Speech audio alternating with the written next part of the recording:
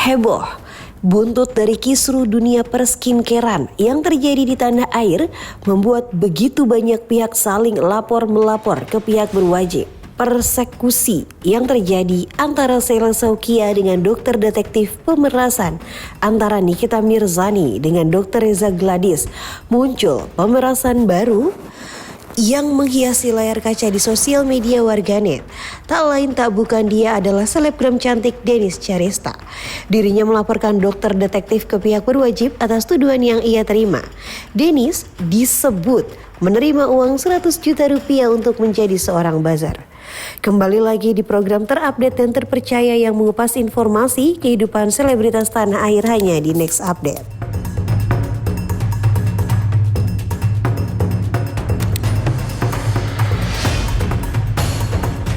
Semakin memanjang saja buntut dari kasus perskincarean yang terjadi. Permasalahan Sheila Saukia dengan dokter saja belum selesai, muncul lagi masalah baru. Percikan api itu semakin menyala ketika dokter menuduh Denis Charesta menerima uang 100 juta untuk menjadi buzzer dan berkoar-koar di sosial media. Tak ambil diam dengan perlakuan dokter, Denis Charesta pun melaporkan dokter ke pihak yang berwajib. Dia udah fitnah gua, dia tuduh gua dituduh jadi buzzer dibayar 100 juta guys. Padahal gua udah ngarep banget, sampai gua nggak bisa tidur kebayang-bayang, besok gua dapet nggak 100 juta itu, besok gua dapet nggak ya. Padahal gua udah ngarep banget guys, jangankan 100 juta, sampai 50 juta pun gua terima kalau misalkan beneran ada. Masalahnya dikasih enggak, cair enggak, tapi diomongin di post-post, terus diomongin sama dia. Terus yang paling gue enak, lo tau apa? Si Doktif ini menurut gue sih dia nggak pantas sih, apalagi dia ngakunya sebagai profesi dokter. Masa dia ngomongin masalah kayak gini aja, dia kemana-mana ngelebar ya, ngomonginnya uang susu anak gue apa segala macem. Kalau misalkan kasih uang cucu anak kasihnya yang halal ya, emangnya anak gue kasih susu babi apa gimana sih? Ini dokter sekolahnya di mana sih? Gue mau tanya, emangnya lo nggak tahu apa dokter Indonesia itu menyarankan kalau misalkan anak masih di bawah 2 tahun itu dikasihnya ASI, bukan beli air susu. Ya, emosi Denis memang tidak terbendung ketika dirinya difitnah oleh dokter. Denis pun semakin murka ketika masalah susu anaknya dibahas-bahas dokter di sosial media dengan fitnahan dokter yang ditujukan kepadanya. Contohnya, ngomongin anak gue, ngapain ngomongin anak gue, beli uang susu anakku terus dilucu-lucuin nih, uang cucunya beli halal ya, yang halal ya beli cucunya ya. Iya, itu dokter apaan kayak gitu? Menurut gue sih dokter sih nggak pantas sih. Kalau dokter itu harusnya kan nanyain, kamu suhunya berapa? Kamu lagi sakit ya? Apa segala macam. Ini anak gue dibecanda-becandain, beli uang cucunya yang apa? Pakai uangnya yang nggak halal apa segala macam. Terus kayak gitu segala macam, si Ria Ricis, gamisnya dikomen-komenin sama dia. Terus apalagi tuh si DP segala macam semuanya dikomen-komenin. Si DP juga jadi toksik, terus Bunda Maya juga dikomen-komenin.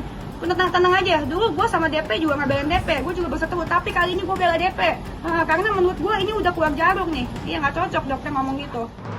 Bila menyebut nama Denis Charesta, tak akan lepas dari namanya Razman Arif Nasution, di mana mereka pernah memiliki konflik yang menggegerkan di jagat maya.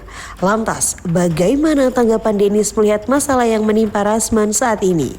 Mungkin ya pelajaran juga kan, namanya pengacara harus bertindak sebagaimana mestinya. Pengacara itu kan suatu yang hormat ya, terutama jangan naik meja itu sih. Membuat kericuhan di pengadilan ya nggak bagus lah. Buat Bang Asman seperti biasa, tetap semangat abang. Kalau mau ke podcast saya boleh juga bang. Tetap semangat, ya kan manusia kan harus semangat. Tetap semangat, semoga bisa menjadi lebih baik ya kan. Terus udah gitu, Denis aja sekarang udah punya anak, udah jadi lebih baik, masa Bang Asman nggak mau kan? Ya semoga yang terbaik buat Bang Asman. Tuh. Lantas, bagaimana tanggapan Hotman Paris ketika dirinya dipanggil untuk menjadi saksi atas penyerangan yang dilakukan oleh Razman di ruang persidangan beberapa waktu lalu? Dengan aksi yang dipertontonkan oleh Razman di pengadilan negeri membuat dunia hukum tercoreng. Akankah ini akhir dari karir Razman sebagai seorang pengacara?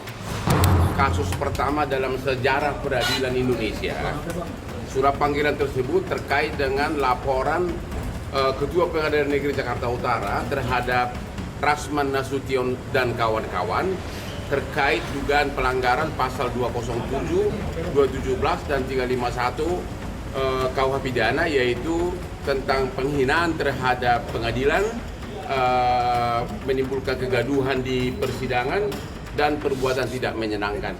Ini adalah yaitu terkait dengan ucapan teriakan-teriakan dari Rasman di dalam ruangan pengadilan yang mengatakan ke depan hakim di meja hakim sambil mukul-mukul meja mengatakan kepada hakim, koruptor, koruptor, koruptor. Nggak ada persiapan. Saya kan hanya sebagai saksi. Dia hanya menceritakan apa yang saya lihat, saya alami di persidangan. Yang jelas ini adalah kasus pertama dalam sejarah peradilan Indonesia. Jadi Rasman akan menghadapi 3 hal. 1, sebagai terdakwa atas laporan yang saya buat, ya. Kedua, dibekukan surat izinnya Rasman dan Firdaus oleh Pengadilan Tinggi atas restu pimpinan Mahkamah Agung sesuai dengan perkataan jubir dari Mahkamah Agung. Jubir Mahkamah Agung mengatakan apabila Anda tonton di media tidak boleh lagi bersidang. Yang ketiga ada laporan polisi dari Ketua Pengadilan Negeri yang juga pidana dan ini sangat cepat atensinya. Saya yakin dalam waktu dekat Rasman dan Firdaus dan kawan-kawan akan jadi tersangka. Jadi ada 3 malapetaka yang mereka hadapi. Lantas, dengan akan menjadi tersangka Rasman, Hotman Paris pun memberikan pesan kepada Rasman agar bisa menjadi pengacara yang kaya raya seperti Hotman Paris. Bahkan, cincin yang dipakai oleh Hotman Paris bisa membelikan 1000 mobil untuk Rasman. Baca Pak Rasman agar tobat kalau mau sukses seperti Hotman Paris, jangan nyinyir, jangan senggol orang, tapi berkaryalah seperti Hotman Paris yang kerja dari jam 3 subuh sampai malam, akhirnya mewakili ribuan para naga. Kemarin itu antara lain mungkin yang bikin dia panas, begitu di tengah sidang, aku kan pakai jas super mahal, sambil gua angkat kaki mungkin ya. Langsung dia datang, nggak tahu apa saya nggak tahu apakah dia mau mencekik atau mau meraba jas gua yang mahal, tapi saya pakai jurus berlian. Saya sangat tenang karena saya tahu kelakuan dia hanya emak-emak. Ya, dia hanya jago di mulut. Total cincin berapa Bang yang dipakai Bang? Hari ini Bang, hari ini. Cincin berapa? Gimana ya? Cukup membeli untuk Rasman 1000 mobil kijang. Oke pemirsa, demikianlah kabar terkini terupdate kehidupan selebritas tanah air hari ini. Terus saksikan next update hanya di channel YouTube Nexera Entertainment.